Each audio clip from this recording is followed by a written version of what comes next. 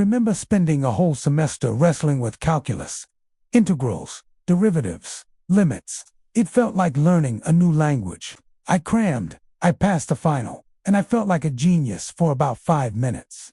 Then, summer came, and poof, ask me now to solve a complex integral, and I'd just stare at you blankly. It's like my brain just decided to delete the calculus folder. Does this sound familiar? You spend ages learning something, only for it to vanish from your memory. Well, it turns out this isn't just you being forgetful. It's actually how our brains are designed to work. Think of your brain like a super smart librarian. When you first learn something new, like calculus, the librarian puts that book on a temporary hold shelf. It's easily accessible right away, which is why you can ace the test. But your brain has limited shelf space. It can't keep every single piece of information on the front counter forever. To decide what to keep, your brain looks for patterns. Are you using this information regularly?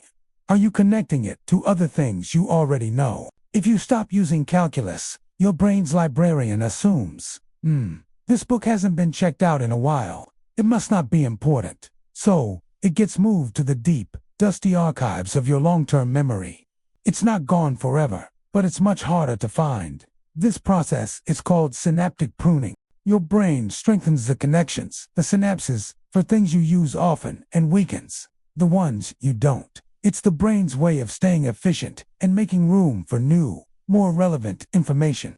So, how do we stop our brains from archiving the important stuff? The key is repetition and application. Instead of just memorizing formulas, try to understand why they work. Connect them to real-world problems. Maybe use physics to see derivatives in action or economics to understand integrals. By revisiting the information in different contexts, you're telling your brain, hey, this stuff is super important. Keep it on the front shelf. It's like constantly checking out that calculus book, showing the librarian it's a bestseller. So next time you're learning something new, don't just cram for the test. Engage with it, play with it, and make it part of your world. That's how you turn temporary knowledge into lasting wisdom. Let me tell you a story about a fellow named Hermann Ebbinghaus. This was way back in 1885. A very clever fellow, a German psychologist. He wanted to understand memory, but he did not want to study meaningful things because meaningful things are complicated. So he invented something brilliant. He invented nonsense syllables, random combinations of letters, dax, bup, zol, completely meaningless sounds. Then he did something that nobody else had the patience to do. He memorized lists of these nonsense syllables, hundreds of them, and then he tested himself. How much do I remember after 20 minutes? How much after 1 hour? How much after 1 day? How much after 1 week? What he found was terrifying. After 20 minutes, he had already lost 40%. After 1 hour, he had lost more than half. After 1 day, he had lost 70%. After 1 week, he had lost almost 90%. He drew a graph of this. A beautiful, horrible curve. It drops like a stone at first. Then it levels off. This is called the forgetting curve, and it applies to you. It applies to everything you learn. It is as reliable as gravity. Now, you might say, but Richard, those were nonsense syllables. Real information is different. Real information has meaning. Yes, meaning helps, but not as much as you think. Studies show that even meaningful information follows a similar curve. You might retain 30% instead of 10%, but you are still losing most of it. The hole in the bucket is still there. So what is actually happening inside your skull? Let me explain this in a way that you can see. Imagine your brain as a jungle, a dense, dark, overgrown jungle. When you learn something new, you are cutting a path through this jungle. You are pushing aside the vines. You are stepping on the grass. You are making a trail. The first time you cut this path, it is faint. The grass is bent, but not broken. The vines are pushed aside, but not cut. If you walk away and never come back, what happens? The jungle grows back. The grass stands up again. The vines swing back into place. Within days, you cannot even tell there was a path there. But here is the thing.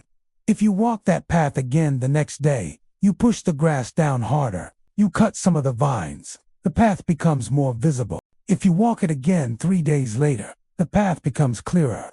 If you walk it again a week later, you have worn a groove into the ground. This is what is happening with your neurons. When you learn something, neurons fire together. They form a connection, but this connection is weak at first. It is like a single thread. If you do not reinforce it, the connection dissolves. The thread breaks. The memory is gone. But every time you recall that information, the thread becomes a string.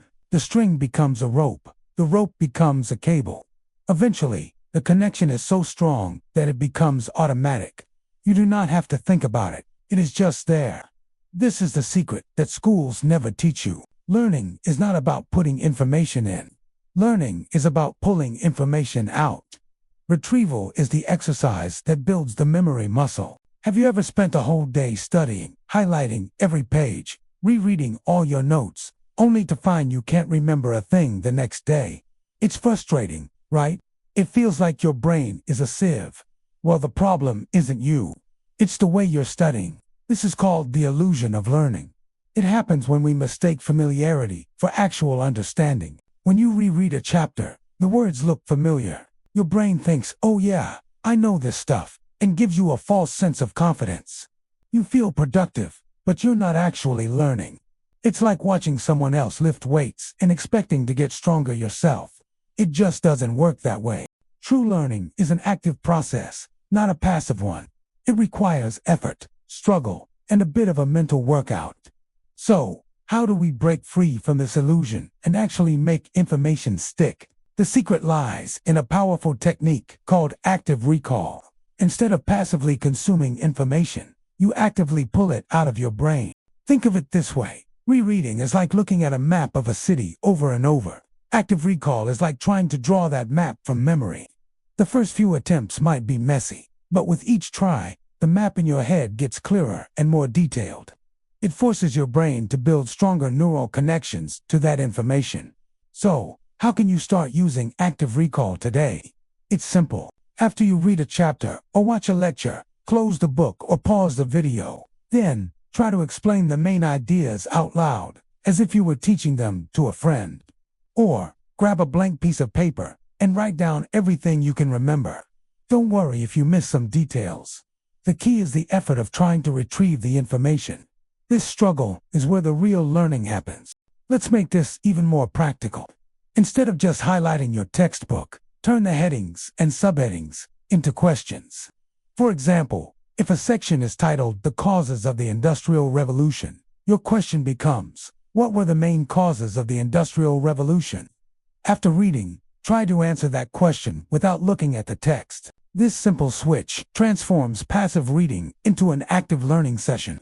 You can also use flashcards, but instead of just flipping them over, force yourself to say the answer out loud before you check. Another great method is called the Feynman technique, named after the brilliant physicist Richard Feynman. It has 4 simple steps. First, choose a concept you want to understand. Second, teach it to a child. Okay, you don't need an actual child. Just pretend you're explaining it in the simplest terms possible. Use simple language and analogies. Third, identify the gaps in your explanation. Where did you get stuck? Where did you use complicated jargon? That's where your understanding is weak. Go back to your source material to fill in those gaps. Finally, review and simplify your explanation until it's crystal clear and easy to understand. This process is incredibly effective because it forces you to confront what you don't know. It peels away the illusion of competence and reveals the core of the material. By simplifying, you're not dumbing it down. You're distilling it to its essence. That's the hallmark of true understanding. So, let's recap. Ditch the passive rereading and highlighting. Embrace active recall. Test yourself constantly. Try to explain concepts in your own words. Use the Feynman technique to simplify and solidify your knowledge. It might feel harder at first. It will require more mental energy, but the payoff is huge. You'll not only remember information for your exams, but you'll truly understand it. And that's a skill that will benefit you for the rest of your life.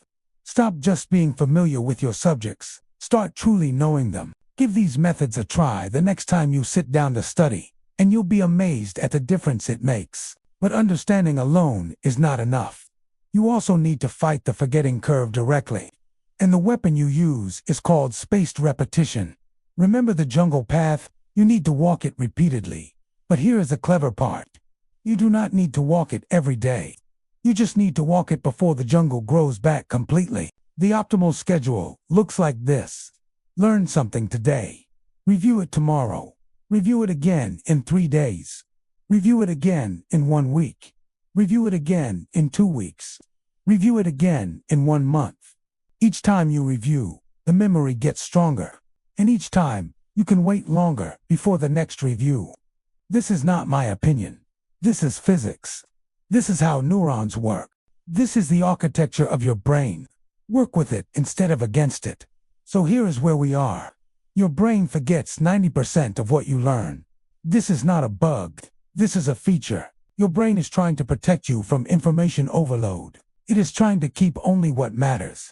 Your job is to convince your brain that the information matters. You do this by using it, by retrieving it, by teaching it, by connecting it to things you already know.